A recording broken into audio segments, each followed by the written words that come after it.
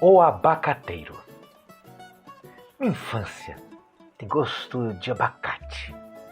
No quintal havia um frondoso abacateiro cujo tronco duplo era uma letra V que inaugurava imensa palavra.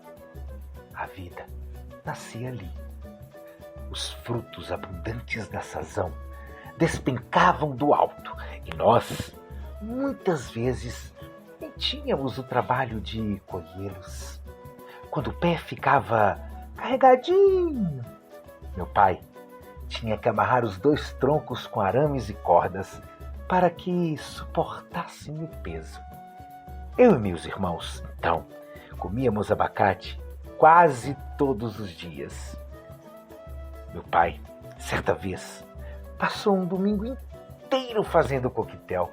Foram litros e mais litros daquela bebida verde que encheu a geladeira em minha memória.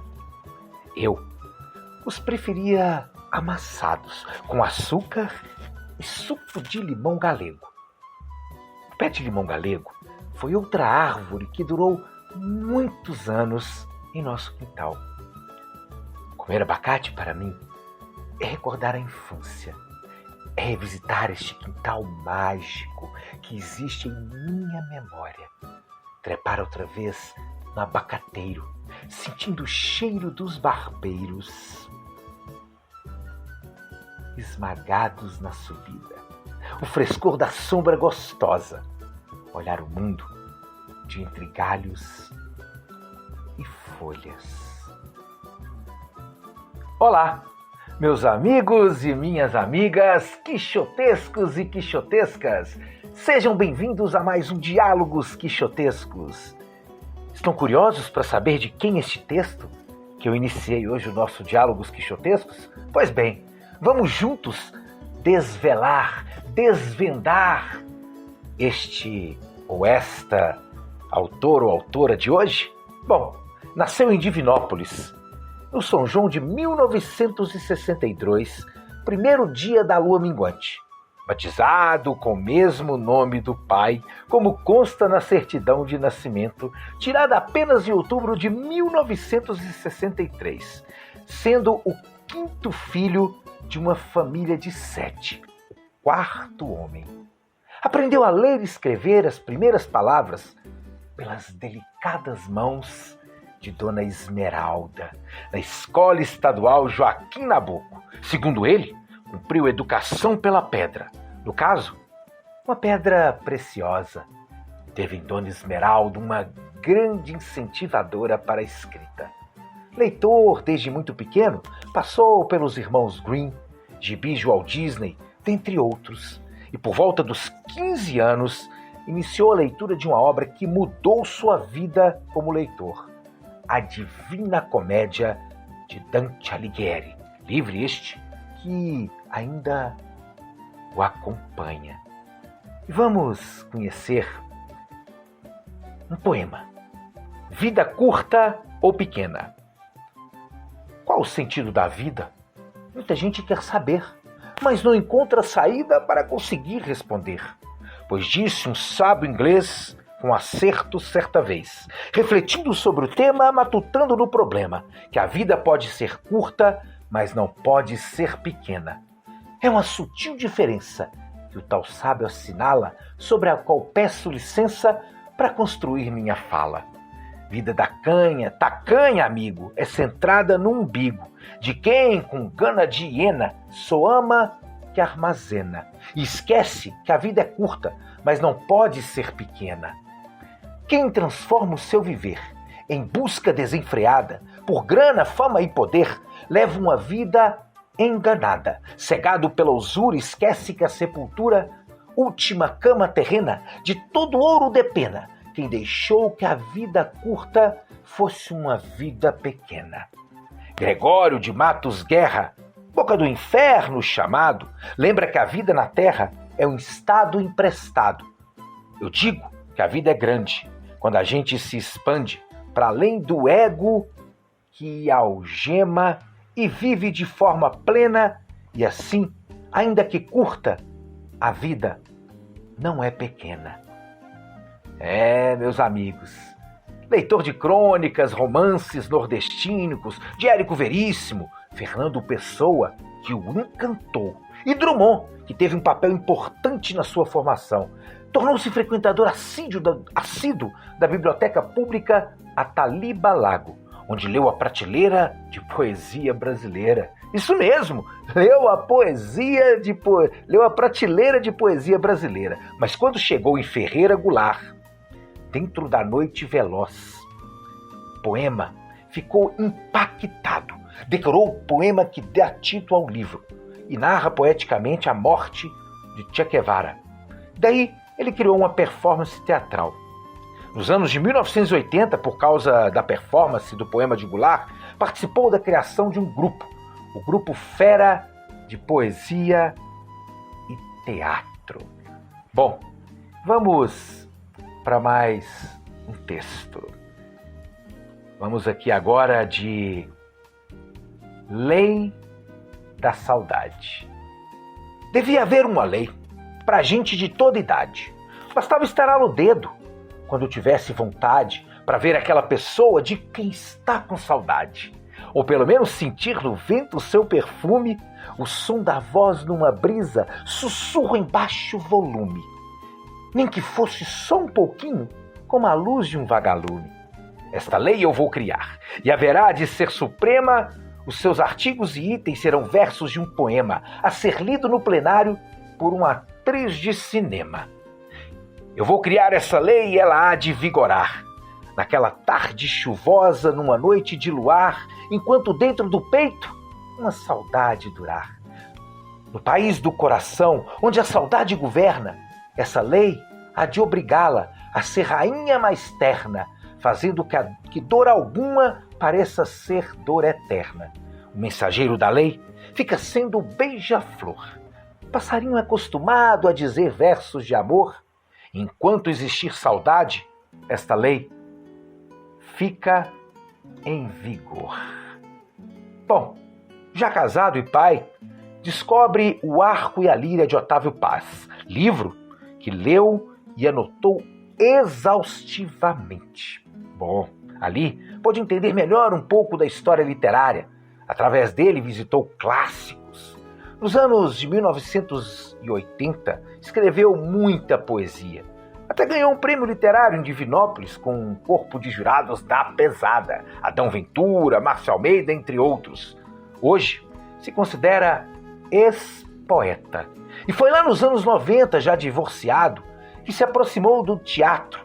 Nesse tempo, havia se formado aos trancos e barrancos e solavancos no curso de letras e trabalhava e ainda trabalha como professor de literatura. Opa!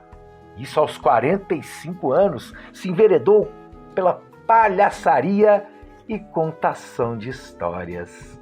Em 2009, criou a Borandá, Palhaços, Palcos e Palavras, onde o foco é a palhaçaria, mas abriu espaço também para o teatro de rua e a contação de histórias. E por causa do grupo, se iniciou na dramaturgia, escrevendo peças para montagem com seus alunos.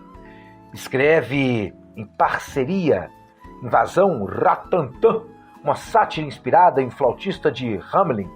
Escreveu também Na Trilha do Menino, inspirado no Menino Maluquinho de Ziraldo, e adaptado para o teatro Coco Verde e Melancia, um clássico popular, levado ao cordel por José Camelo. Bom, por causa da contação de histórias, criou coragem para publicar seus primeiros cordéis. Tipo de texto que escreve desde muito jovem, mas que nunca imaginou publicar.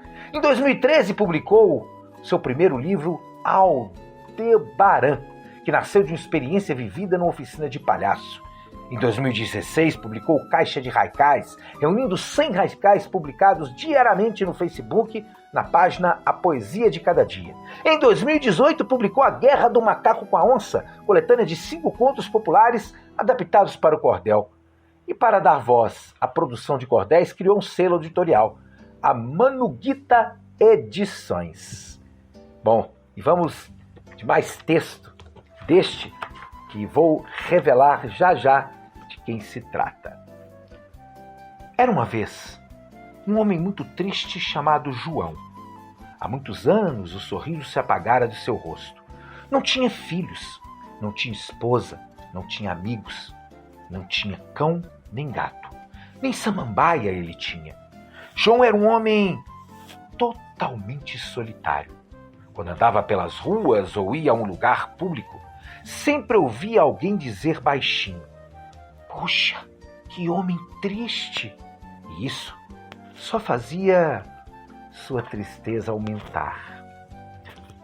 Uma noite aconteceu uma coisa diferente. João acordou assustado com o vento remexendo a cortina de seu quarto. O quarto era muito escuro. O vento era frio. Ele se levantou para fechar a janela. Foi então que teve uma surpresa. Olhou para o alto e viu uma luz no céu. Era uma estrela. Uma enorme estrela brilhando.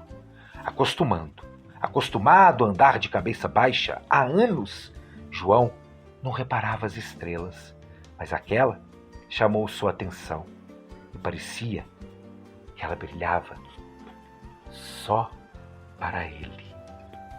Meus amigos, eu estou falando de Juvenal Bernardes Meira Júnior, ou, para os amigos, Nanau, ou compadre Nanau, cordelista, cronista, contista, dramaturgo, contador de histórias, palhaço, produtor cultural, professor. Meus amigos. E, vejam bem, não para por aí não. Em 2019, ele publicou o Cordel Patrimonial, usado no projeto Viajando na História, de educação patrimonial e voltado para estudantes divinopolitanos. Em 2021, serão lançados, estão no prelo, até agosto, mais nova coleção de livretos de cordel, Contos Populares em Cordel. Nessa coleção, são recontados alguns contos clássicos: João Giló, Festa no Céu, o Jabuti, a Fruta Amarela, a Dona Cabra Cabriola. E, além dessa coleção, também em agosto será lançado o cordel Tato, o Tatu. Todos esses livros são voltados para o público infantil. Mas ele também escreve para público adulto e publicará em breve alguns cordéis com histórias voltadas mais especificamente para esse público adulto. Inclusive alguns cordéis femininos com versos bem obscenos. Meus amigos adultos aí, ó, se preparem. Vem aí versos obscenos, cordéis com versos obscenos de Juvenal, o Nanau. Bom, o Nanau, na palhaçaria, conhecido como Palhaço Batatinha.